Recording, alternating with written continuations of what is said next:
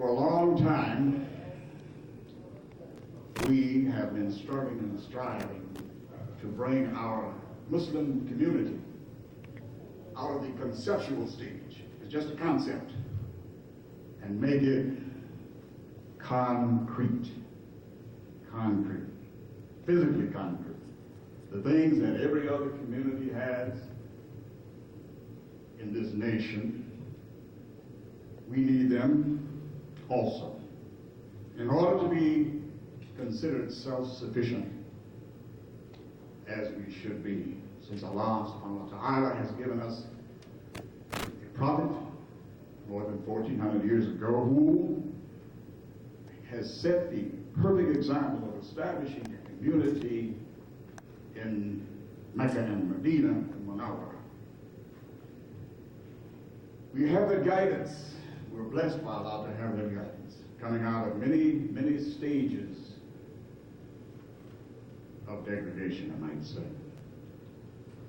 And now, at least since 1996, I think, in White Plains, New York, the theme of the convention, our convention, was the light is on. Well, the light is on. Let me stop here and let us have prayer. Now, we have arranged for someone else to do the prayer, but since I'm here, I'll do it.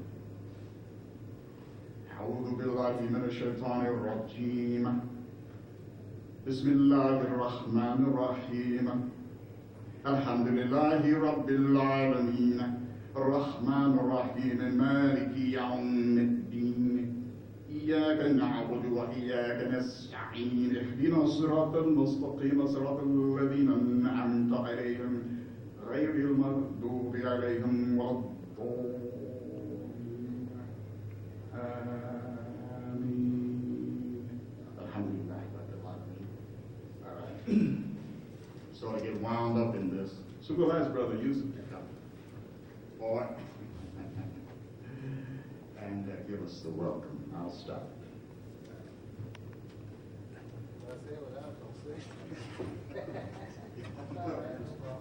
Assalamu alaikum. Bismillahirrahmanirrahim. I'd like to let everyone know that I'm glad to see the few that are here. So this is a very important meeting for the CPC program that Warith Muhammad has initiated. And it should be beneficial for all of us in the long run if we be patient with what he's trying to do and bringing us up financially, materially, build schools and masjids. This will help us to do those things. So all I want to do is keep the program going. I don't want to slow it up now. Even though nobody else is here, we're going to start anyway. So I'm going to let the moderator bring the other people up. That's all right. Thank you, Brother Yusuf. Alhamdulillah Rabbil Alamin. Before we bring the people, there's one short notice I'd like to read. It's very important.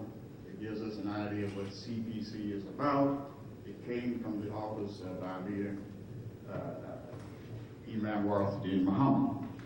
This says here, pardon me, with the name of God, it says here, the merciful benefactor, the merciful redeemer. And it says a business call to the African American community. It says W.D. Muhammad is calling for the community to cooperate to increase the business life of African American neighborhoods. Collective Purchase Conference is a limited liability company, is the first step in that direction. W.D. Muhammad has a vision. He says, we want our best and proven traditions of excellence to grow and produce wealth to be shared for a better community life. We want the persons in this plan who are decent and willing and ready to share with others with a desire to realize more success in the lives of individuals, families, and minority communities. The plan aims at achieving a big change from weak and zero business representation to strong, competitive business supported neighborhoods. At this time, thank you for your attention. At this time, we're going to introduce our first speakers, they are panelists. And as you can see, they're all ladies, sisters, Muslimas, and they have excelled in their business endeavors. We're happy and thankful to Allah that we have such persons with us. And without further comments, I'll introduce them. We have here Sister Sahira Muhammad. She's the owner of the Community Health Hut, she and her husband, and a small manufacturing company of holistic skin care products. Ibrahim All Natural Products since 1980. The name of the products is Ibrahim. A two-time Hajjah, married 44 years to Brother Ibrahim Muhammad, we all know him, 2 sons, and raising 3 grandchildren. President of the International League of Muslim Women, board member of Imam W. Muhammad's ministry, board member of the Advisory Committee for Governor Engler, and a board member of Hartford Head Start and Community Activists. Now that is very impressive, very, very impressive. We have Sister Sahira Muhammad. Mean it now. Sahira El-Amin. Excuse me.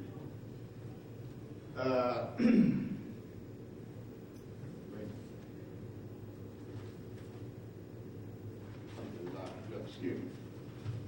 She is the manager and co-owner of Instant Impressions, printing and copy service located at 12115 Dexter Avenue since 1975. She's married to Bilal, our brother Bilal El-Amin, for 38 years, and the mother of 7, as she says here, beautiful children. Alhamdulillah. This is a beautiful picture. Now we have Sister Arissa El-Amin. Sister Arissa El-Amin is the owner of Circle Communications in Charlotte, North Carolina. She grew up in the Muslim community in Detroit. Is married with 2 children. Arissa is bringing greetings, from Masjid al-Shaheed in Charlotte. Her training and development firm allows her to travel nationally for workshops and presentations. Brothers and sisters, these are our first panelists, and we will start with Sister Sahira Muhammad.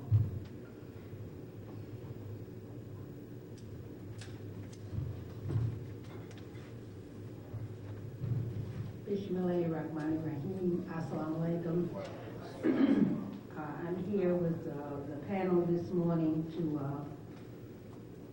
talk about how to start a business. But we have an expert here with us today who is all around and who knows this is what she does for a living. And Allah has blessed us to have her with us. And when we have someone who has the knowledge, even though I've been in business for 25 years, but I'd like to give over to her and open myself up for any questions that you might want to ask me, and have her just like conduct the workshop for us, because she's a young sister and Allah has blessed her with all of this knowledge, and we're going to learn a lot from each other today. Assalamu alaikum.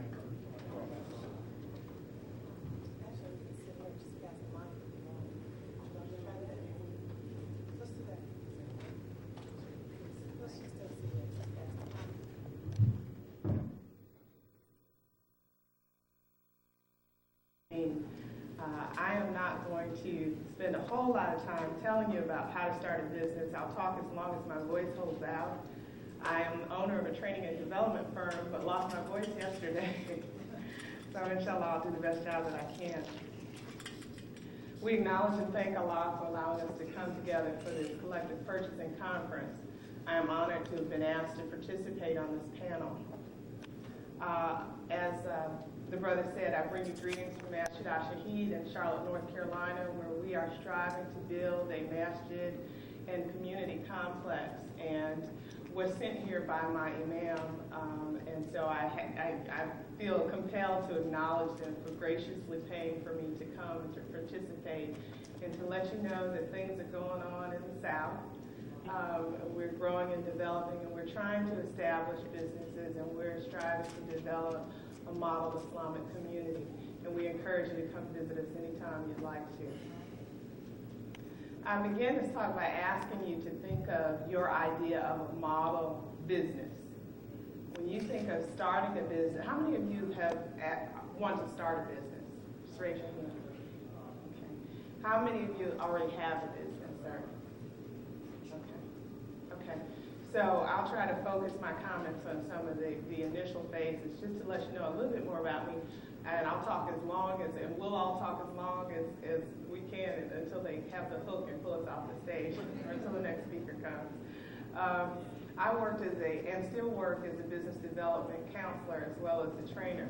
And when I have met with clients in the past, I've asked them, why do you want to start a business? And they give various reasons. What I am looking for is a sense of passion and a sense of purpose. And so that's what I ask you to think about in trying to establish your business, is to first understand why you want to start your business. What are your objectives? What are your goals?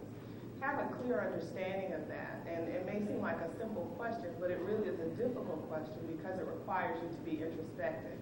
It requires you to know yourself, to understand what your personal strengths and weaknesses are, because you want to build on your personal strengths, on your professional strengths, and put that into your business. You want to analyze the marketplace to see where there might be an opportunity for your particular service or business. But before you just say, there needs to be a retail store for hats somewhere, find out if that is part of your makeup. Are you geared toward retail establishments? Do you have experience in that area? Are you the kind of person who just has a knack for working with people so that you will be excellent with customers and can convince anyone to buy anything, so that you'll be able to sell a hat to someone who doesn't need a hat? That's something that you have to think of. So first, as Allah wants us to do, know yourself and it's important for Muslims to bring our uniqueness to our businesses, to not just set up shop based on some advice given by, some counselor, without bringing our whole selves to the business. And so we have to bring our understanding of Islam, our spirituality, to the way that we not only live our lives, and in living our lives, we have to run our businesses that way as well. So I advise everyone to study the Quran and study the life of Prophet Muhammad so that we can see how he handled his business, and so that we can establish those business principles in our business. It's important to seek Allah's help in helping us to identify not only the gaps in our strengths and our weaknesses, but also identifying people in the event that you want to hire employees. And even if you don't hire employees to supplement your business when you first start up, you're going to need to structure a team of professionals, a team of advisors. Work with folks that you don't have to pay, like people with the Small Business Administration, people who like Sister Zahira and Sister Zahira, who are in business and can give you information and tips. Also, you need to contact legal advice. You need to contact an accountant or someone who can give you the type of advice you need as you grow in your business. It's important to have a plan. It's always important to have a plan. Without a plan, you don't know where you're going. So even before you hang your first sign up or pass out your first flyer, think about, again, what you want to put in your business and jot it down, write it on a computer, seek advice and keep notes on that. I advise people to keep a business journal, even if they know that they're not going to start their business until a year from now or 2 years from now. Start jotting down ideas for the business, goals, objectives, products that you want to sell, the type of service that you want to provide. If you experience poor customer service somewhere else and you have a better idea, jot that down in your notebook, because once you start your business, time is going to go by so quickly. You're going to find out about opportunities like I do and have to respond immediately, sending in proposals. And it's better if you identify what you're all about, what your business is all about, what type of business you will accept, what type of business you won't accept. Oftentimes, small business owners, particularly if they're just starting out, are hungry and are willing to jump on any dollar that comes their way. And while I know we won't take any dollar that's not in accordance with Islam, still, you might be inclined to accept a job or an opportunity that's not in line with what the goals of your business are. And it may take you away from your focus. So it's important to know, what your focus is going to be, what line of business you're going to be in, and how broad that's going to be. I can go on and on, but we have wisdom here, so I'm going to pass the mic down, and really we're open for questions. So think of your question, and Sister Zahira is going to say a few words, and then we'll go down the line, and I'll talk some more time for me.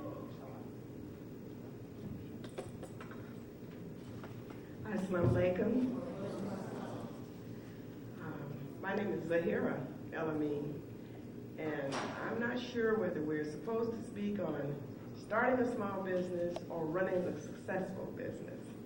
They are different, but if you're interested in entrepreneurship, you've probably read a lot of magazines and picked up brochures and listened to programs about the steps and the rules for running this business.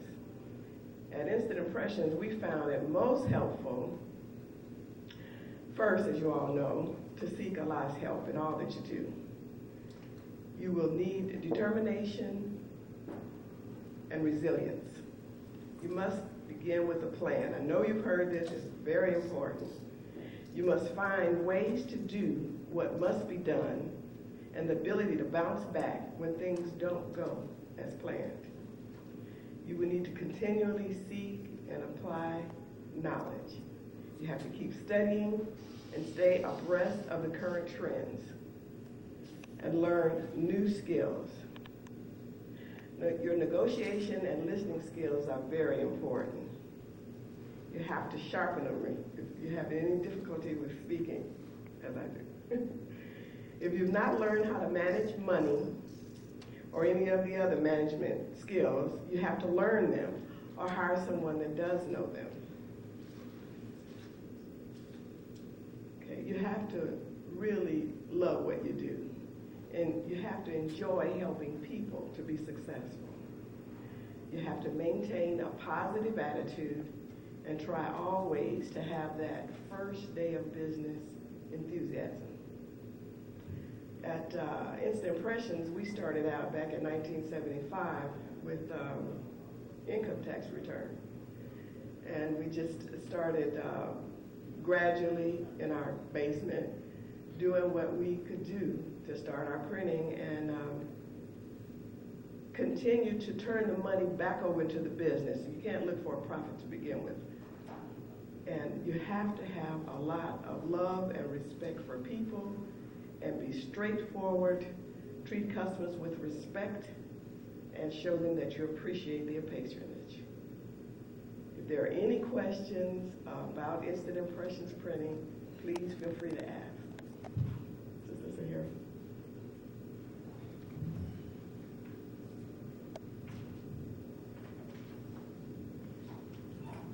Assalamu alaikum.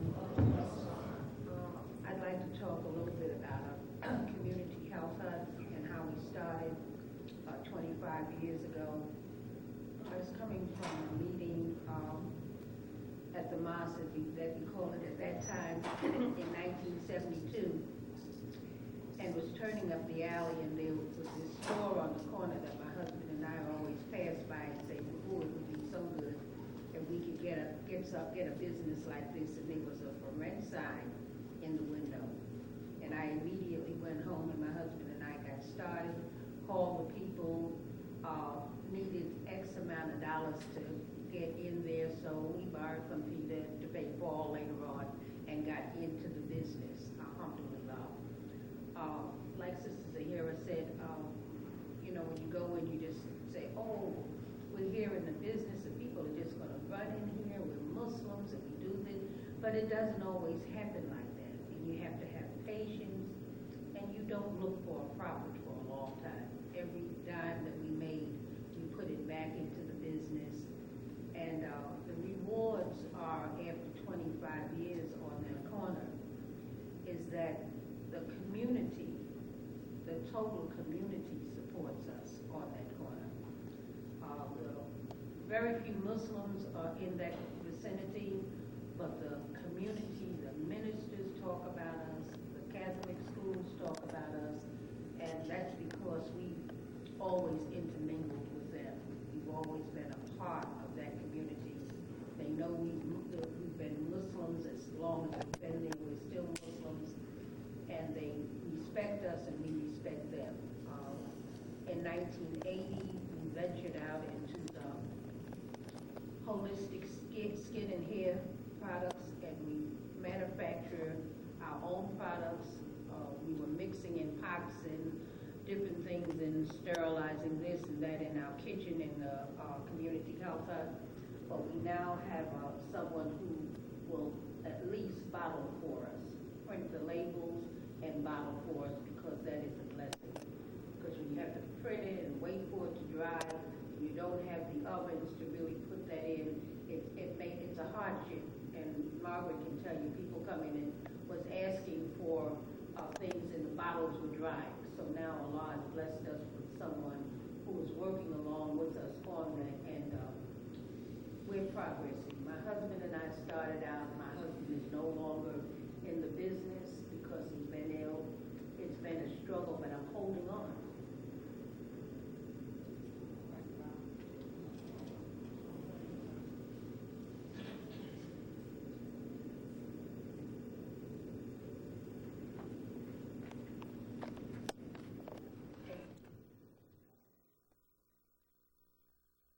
Any questions? If you have any questions. Now's the time we'd like you to ask our panelists here concerning starting your own small business. Don't miss this opportunity. Because CPC is right here with you, and you're going to need this knowledge. Yes, ma'am.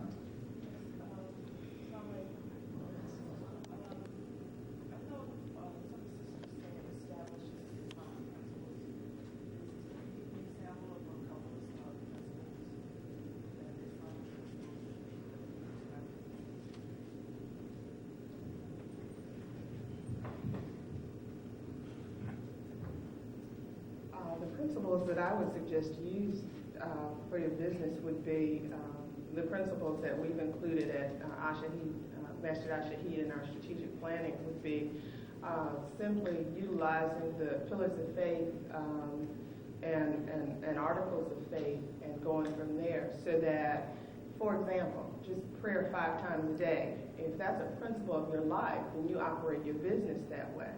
That you break for the opportunity to pray. That you let your customers know that you're Muslim and that you share with them information about Islam.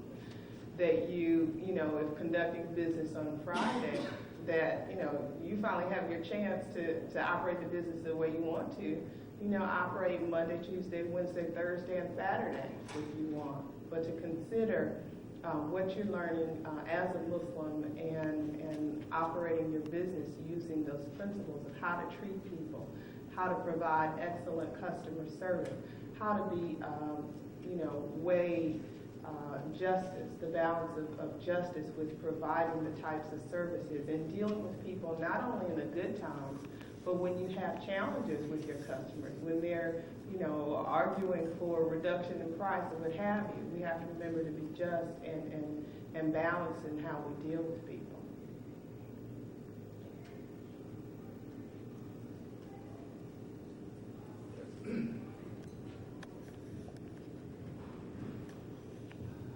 And to answer your question too, is to always, when a customer walks into your business, always remember that there's many businesses like ours, and that Allah sent those people in there. And when you have that thought, when they walk into your shop, you're going to say, "Hello, how are you?" And you're going to treat them as you want to be treated.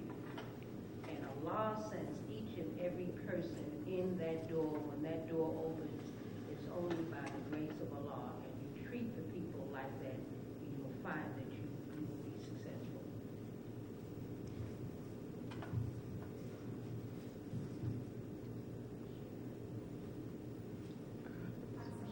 Line was on. So when you're in the planning stages and you're trying to, you just have organized it to get started, should you also plan a trial period for yourself to see if you're going to be successful? And if you find out you're not going to be successful, you also plan to have changes along the way? You can incorporate that as part of your planning and put that into what's going to turn into your business plan. They say that it takes a lot of small businesses fail after 5 years, and I'm not saying that 5 years should be your benchmark because there are businesses that are struggling along and then end up doing quite well. But you determine what's success for you. Success for you may not be, having a whole lot of money in the bank. You determine what success is for you. Success might be being able to work in an environment every single day and wear your hijab and not be harassed. Success might be being able to say assalamu alaikum to everyone who comes through your doors. Success for you might be to be able to just to sell halal products and services as well as make a profit. So determine what success is for you and use that as a benchmark. I don't know that you should say, well, I'm going to give myself 2 years, and if I'm not making $1 billion, then I'm going back to work. For some of you, you may have to work and do your business part-time or do some freelancing and build up your clients. I'm the kind of person where I just kind of plunge in and do things, and I learned my resiliency from my parents. And praise be to Allah, as long as I'm doing what Allah wills, I've been blessed. I've had an opportunity to work with the city of Charlotte, the state of North Carolina, with the school system. I work with really a groundbreaking project called the Community Building Task Force, and we're working on race relations in Charlotte, and I work as a consultant there. I'm also working with welfare to work programs, and I've just really been blessed. And I think you have to plan for success, keep success in mind. Don't think about, oh well, there might be a potential failure. Put your faith in Allah, put your faith in your abilities, and just keep working hard, and the blessings will come. There are going to be some rocky times, but you just work through them and pray, and just plan for success. Plan on being the best, the most successful. Have a vision for yourself. Without vision and without a plan, you might back away too soon from pursuing your dream. I'm just thinking in the business world, I have no desire to go and work on anybody's job anymore. So my plan is actually home-based. I prefer to do it in my home. Now, if it gets to the point where I'm blessed and it grows, I would have to wait till that point gets there. But I basically want to start as a home-based business using the computer and other knowledge that I have gained. I would suggest take your time, research what opportunities are going on with home-based businesses. Home-based businesses are booming, particularly for women. And I know in Charlotte there have been some sisters who've been talking about doing some kind of a home-based business cooperative for those who want to be in the home, do the business, but also give their priorities to their family as well. So I think, continue to do the research and do your planning, prepare a business plan. There were some more questions in that direction. Well, I just wanted to know something about networking. Like, if you started a business, did you approach businesses, similar businesses, and get a response from them, or did you find that kind of support in general for most of your research? I'd like to address that in that as part of your startup research, go to visit businesses that you consider your competition in your area and outside, in any other cities. Always seek knowledge about what you're going to do. And I think it would be very beneficial to join associations and look up information in the public library. When you, quite often we found members of our association who hadn't started a business yet. So that would be a great thing to start before you even begin.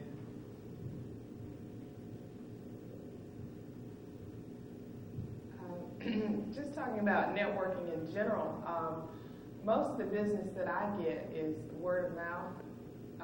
Networking is so important.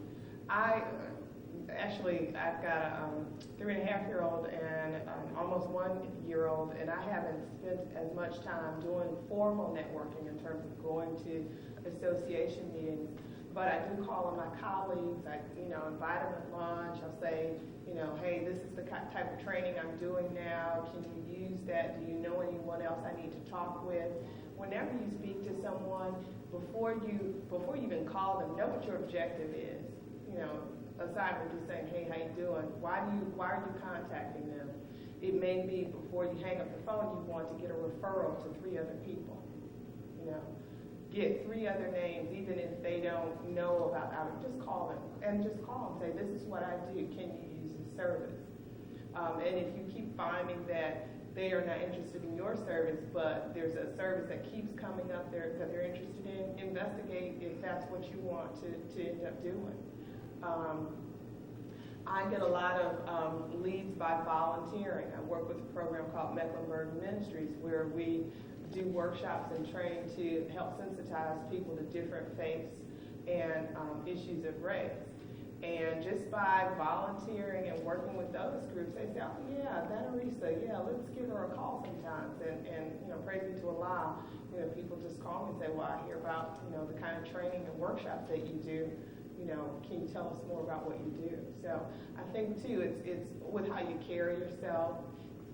You have to talk your business all the time. Let people know what you're doing. Don't keep it a secret. If they know what you're doing, then they can call you up and say, well, I know someone who may be interested. Even if you're just starting out, take the chance, take on an opportunity and see, if you can stretch yourself and grow.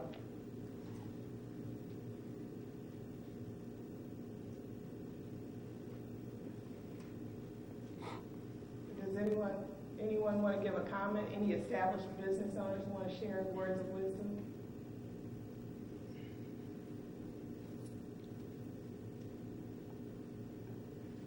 Anything from your experience that we haven't covered? We have do we have a sister who has asked a question? We hear so much in regards to the federal government giving subsidies to the small businesses, loans, and grants and what have you. Have you found that to be factual, or is that just a come on in terms of the government? I don't know of any grant that is given to a small for-profit business. Now, there are some for-profit businesses that elect to become nonprofits to go after some of those grant dollars. And, there may be some benefit to that. I'm interested in being a for-profit business. I don't know of any grants for a for-profit business. I do know that there are loans. There are programs like the SBA loan program. There's the SBA 8A program and 5A program and all these other loan programs. You have to determine when you're planning your business at what point you'll need to seek outside assistance. I don't suggest, I'm not saying that you shouldn't, but I didn't start up my business with a loan. I think that you need to be the one to invest most of your dollars before you seek outside money. And I think the most important thing is to make sure you know how to manage money before you start running a business. Manage your own personal finances as well before you start a business, because I've seen people start and then go into a hole, because once you're up and running the business, it's hard sometimes to do all the administrative stuff if you haven't planned for it. So plan that foundation, the administrative functions, the financial functions, and then, get out there and launch and sell the business. And again, seek outside help. If you have to bring on contract people to help supplement your work, or if you have to bring on part-time people. But utilize the resources and gifts of others and grow your business too.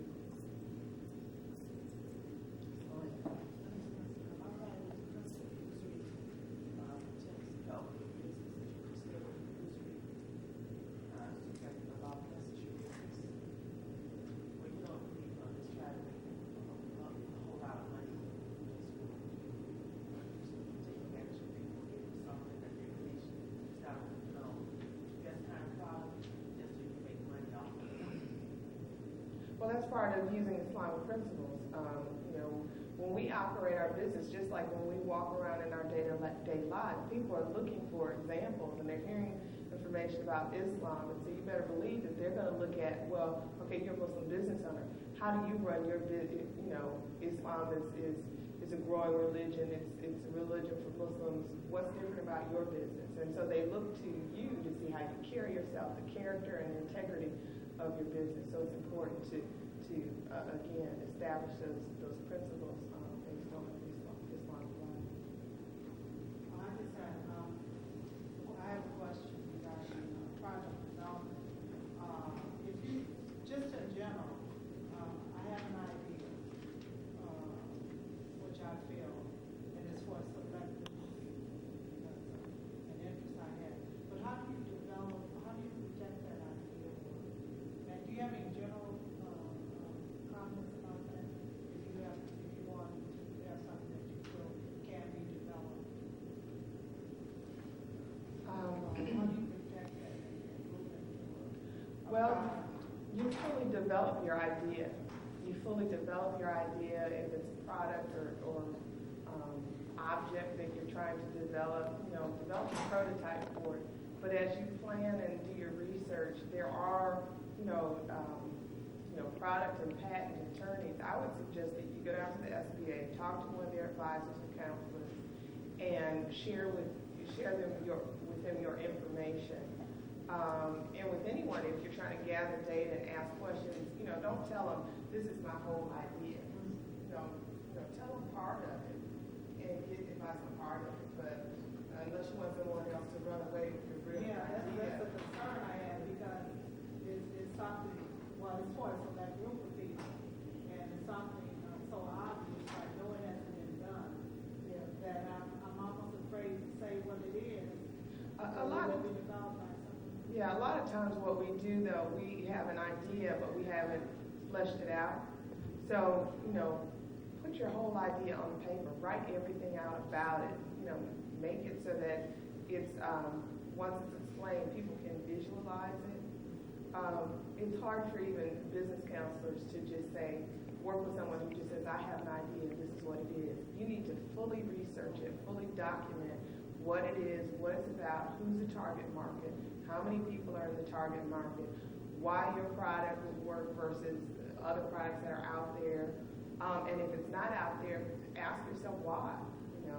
Maybe there's a reason why it's not out there. Or it may just be, a wonderful idea that you've been blessed with. And then as you talk to people, share, be careful about who you talk to, and share only portions of the idea. I'm not saying that, you have to act, terribly secretive as if it's a government secret or anything. But just be, yeah, but be careful about that. And then, eventually when you're ready, talk to an attorney. Sir.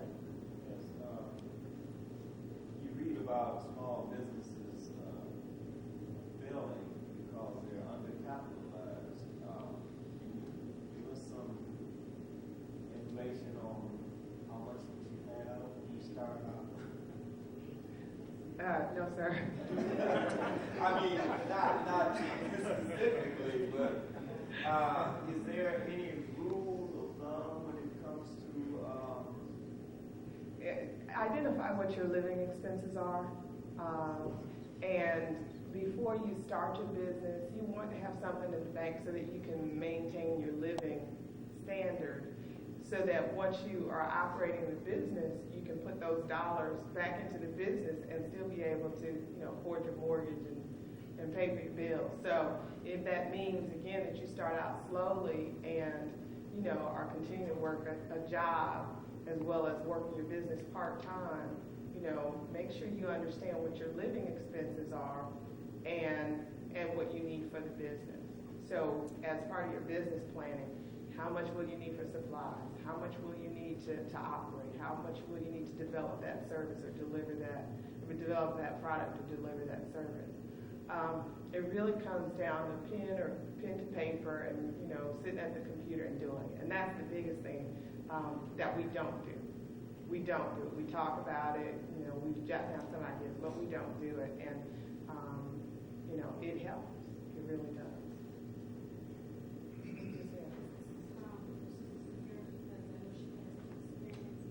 How do you go about, I want to develop a product, and I want to learn how to go about, which I've ordered a lot of catalogs and ordering or getting ingredients, or how do you get recipes, how do you come up with it? Do you have to experiment first and on yourself and your family?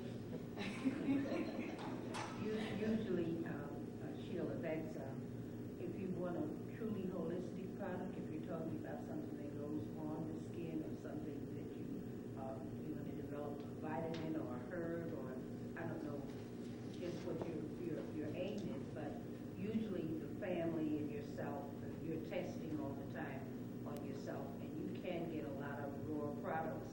I have sources for very good things, not all of them are in this country, but I can help you out with some things if you want me to.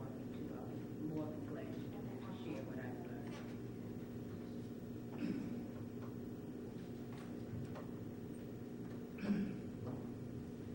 Alhamdulillahi Rabbil Alameen. Brothers and sisters, we have been well informed by these knowledgeable sisters in business.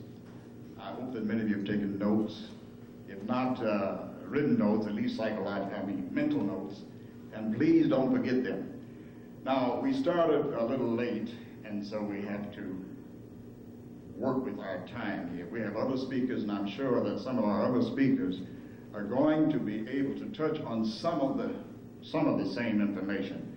So rest assured, you're going to get a full meal today, insofar as business is concerned, to help you in your efforts when you become part of CPC.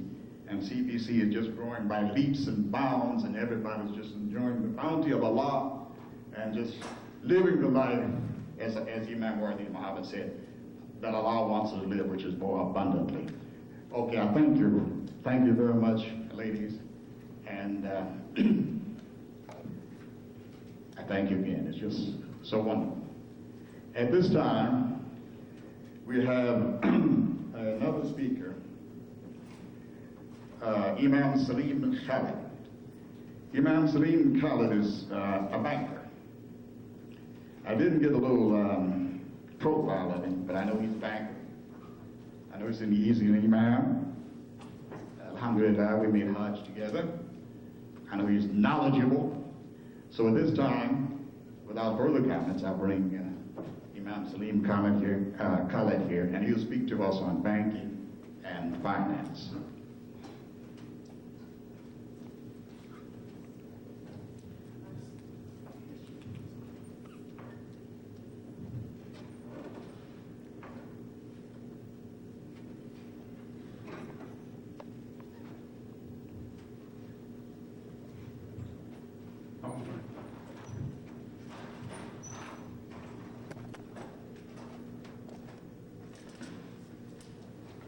Assalamu alaikum.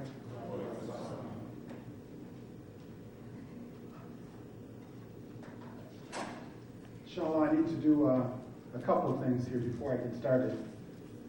One, I had to find my glasses so I could read the material that I brought. But the second thing that I need to do is just to set the record straight on a couple of things. One, I used to be a banker. I'm no longer a banker. Alhamdulillah, Allah subhanahu wa ta'ala is merciful.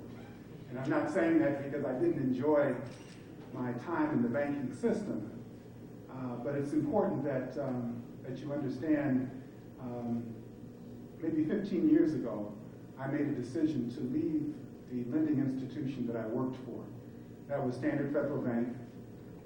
I was a vice president and a loan officer at that time. I had been in the banking system for about 14 years. And I was dealing in an industry that, even today, is reluctant to do the kinds of things that they have a fiduciary responsibility to do as it relates to African American people. And I made a decision based upon my vantage point at that time, and I had a unique position inside of the institution. And I had a unique view as an African American, and I made a decision that my time would be better spent outside of the industry as opposed to inside of the industry. So I'm saying that just to correct the record of Imam Shukri, that presently I am not in the banking industry. Right now, I am the Director of Economic Development for New Detroit, which is downtown Detroit. And I spend probably 95% of my time advocating on behalf of city-based and minority-owned businesses, attempting to increase their opportunities with major corporations in the metropolitan Detroit area. What that means very simply is that I spend the bulk of my time working with the automobile firms, the hospitals, other major corporations, attempting to get them to do more business with people of color. And obviously the African American population in the city of Detroit is the largest percentage of that people of color. So that's what I'm presently doing. My charge this morning, as I understand it, is to talk about banking and finance. And what I'd like to do really is to focus on a couple of issues relative to raising money for your small business. Now, I've started with a partial disclaimer, and I'm going to continue along that line. I'm going to give you some food for thought this morning. I've already explained to you that I stepped outside of the industry myself. And even today, as a Muslim, I have some concerns and some reservations relative to traditional lending systems here in this country. But, having said that, I think it's absolutely essential for each and every one of us to make those decisions ourselves. And in order to make a decision, you have to be an informed decision maker. So part of my charge this morning is to hopefully give you some information that will be of benefit to you. I'm going to briefly go over 4 areas under the banner of how to raise money for your small business.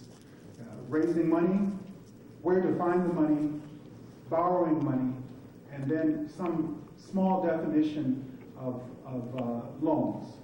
And then I'm going to finish my talk with just a few remarks on the cost of money, the use of money, preparation and research, and individual creativity.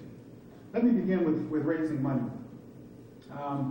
Really, one of the essential things and one of the key ingredients to any business startup or expansion is our ability to obtain and secure appropriate financing. Now, when I say appropriate, that means a couple of things. One, it means that the money that we ultimately get access to is enough to fuel our startup or our expansion. And that's absolutely critical. One of the things that I have ran into really over the last 25 years is that oftentimes we start out underestimating and not understanding what kind of dollars we're going to need to start or to expand our business.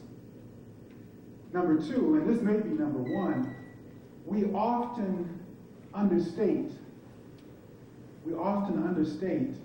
what it is that we need. I think there's something inherent almost in the African American culture that even today in 1998 makes us bashful and shy. And it seems like when we're approaching financial institutions or potential funders that we become even more bashful and shy.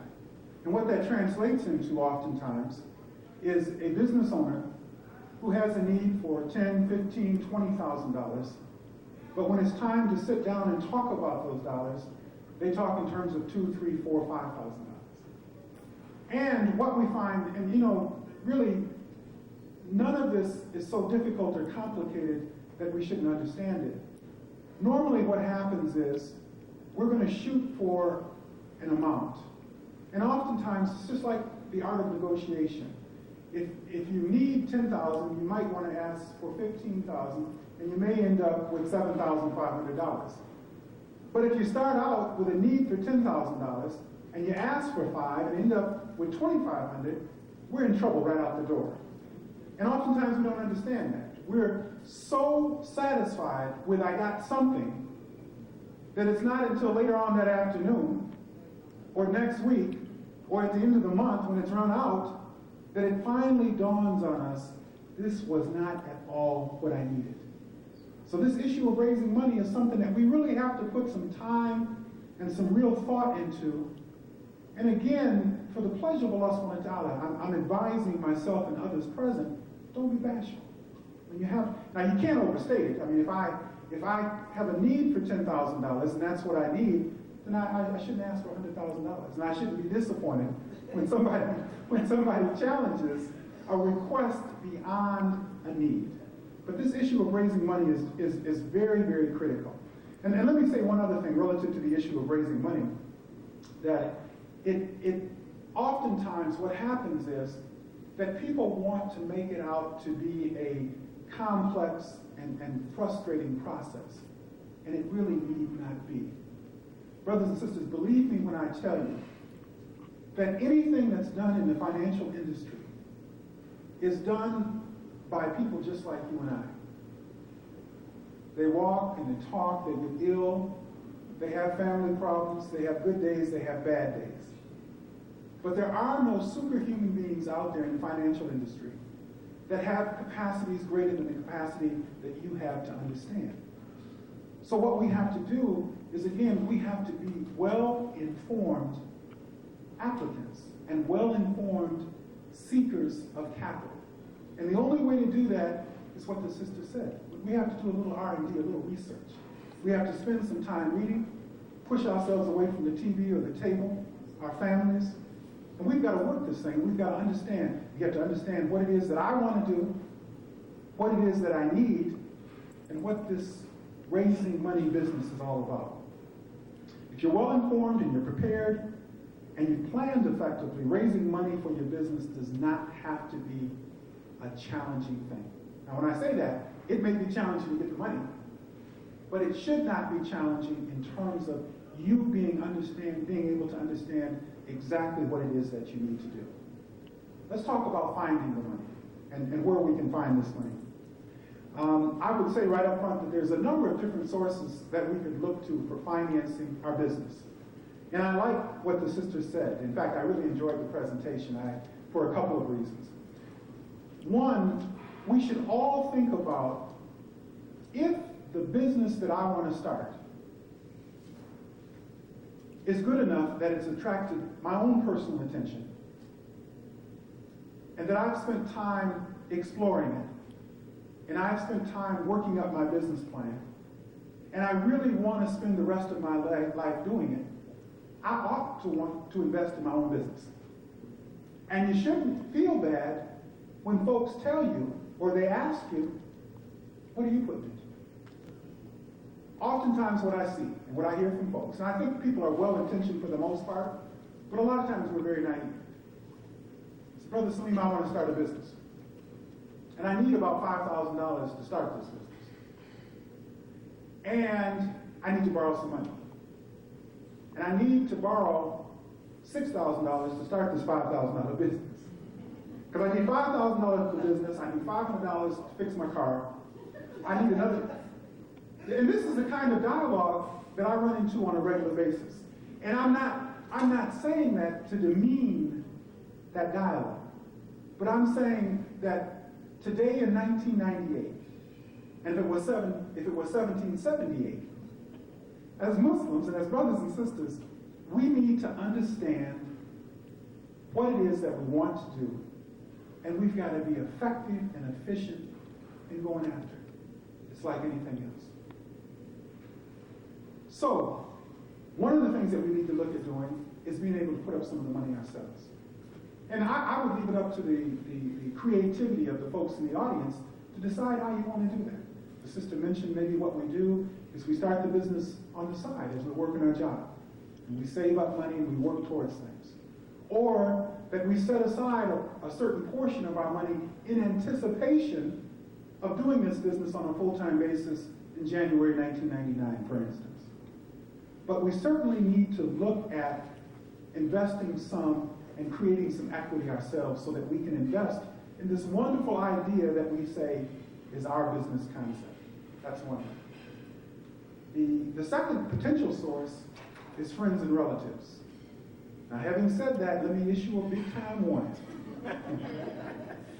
And this is born out of experience over the last 25 years in having sat down with a number of brothers and sisters who have gone this route and who are no longer able to attend family reunions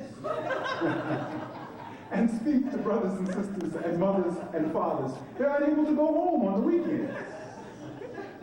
Now, I'm saying that in a jesting fashion, but we need to understand the seriousness of asking one another for $1 and making a promise to pay it back.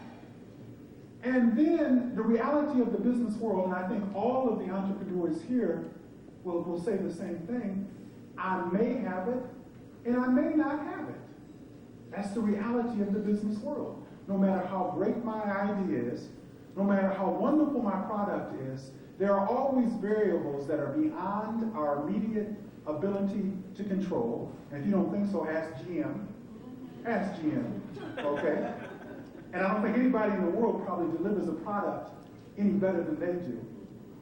But we need to take into consideration all the time the concern for, if we're going to approach our immediate family or friends or relatives, the real capacity to be able to repay these dollars. Because the wonderful thing, again, about our people is the compassion that we have for one another. And folks will oftentimes be willing to give up savings, retirement dollars, dollars in the cookie jar to help us with our idea. But again, that's the potential source.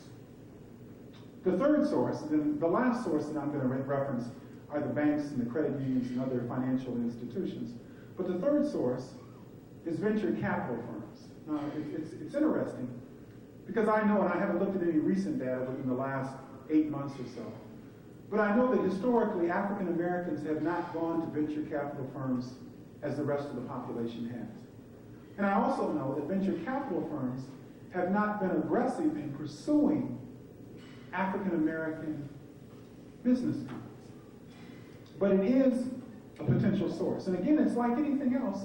We need to do our homework on venture capital firms. If you're not familiar with the concept, then, or you're not familiar with how to find these, and a great place to start is one of a couple of places. Either the public library, and you can go right down here, I know in the city of Detroit, to the public library, go in the library, go to the business section, and ask the individual there who's on staff that you want to find some information on venture capital firms. And they can direct you right to the necessary source within the library that gives you a feel for it. For those of you who are more comfortable with the internet is full of information relative to venture capital firms.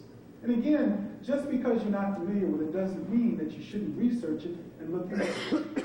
And again, and I say this over and over to people, just because the data says